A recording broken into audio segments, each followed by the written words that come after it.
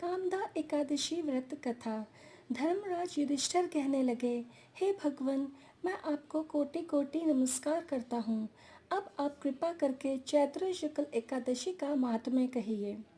श्री कृष्ण कहने लगे, हे धर्मराज, यही प्रश्न एक समय राजा ने गुरु वशिष्ठ जी से किया था और जो समाधान उन्होंने किया वह सब मैं तुमसे कहता हूँ।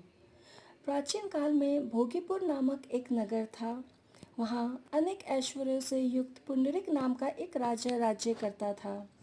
भोगीपुर नगर में अनेक अप्सरा, किन्नर तथा गंधर्व वास किया करते थे। उनमें से एक जगह ललिता और ललित नाम के दो स्त्री पुरुष अत्यंत वैभवशाली घर में निवास किया करते थे। उन दोनों में अत्यंत स्नेह था, यहाँ तक कि अलग अलग हो जाने पर दोनों व्याकुल हो जाया करते थे। एक समय पुंडरीक की सभा में अन्य गंधर्वों सहित ललित भी गान कर रहा था।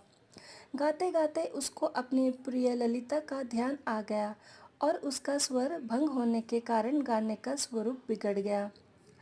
तब पुंडरीक राजा ने क्रोधपूर्वक कहा कि तू मेरे सामने गाता हुआ अपनी स्त्री का स्मरण कर रहा है, अतः तू कच्चा मांस और मनुष्य को खाने वाला राक्षस बनकर अपने किए कर्म का फल भोगेगा।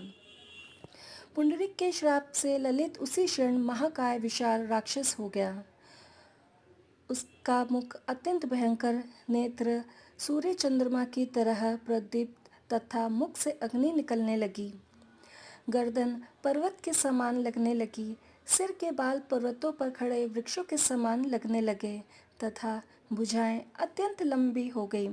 इस प्रकार राक्षस होकर वह अनेक प्रकार के दुख भोगने लगा। जब उसकी ये बात प्रियतमा ललिता को मालूम हुई तो उसे अत्यंत खेद हुआ और वह अपने पति के उद्धार का यत्न सोचने लगी। वह राक्षस अनेक प्रकार के घोर दुख सहता हुआ घने वनों में रहने लगा। उसकी स्त्री उसके पीछे पीछे जाती और विलाप करती रहती।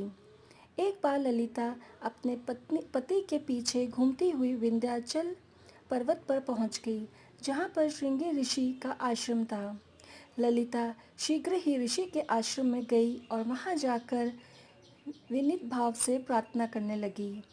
उसे देखकर ऋषि बोले, हे सुभगे, तुम कौन हो और यहाँ किस लिए आई हो? ललिता बोली, हे मुने, मेरा नाम ललिता है और मेरा पति राजा पुंडरीक के श्राप से विशालकाय राक्षस हो गया है। इसका मुझे महान दुख है। उसके उद्धार का कोई उपाय बताइए।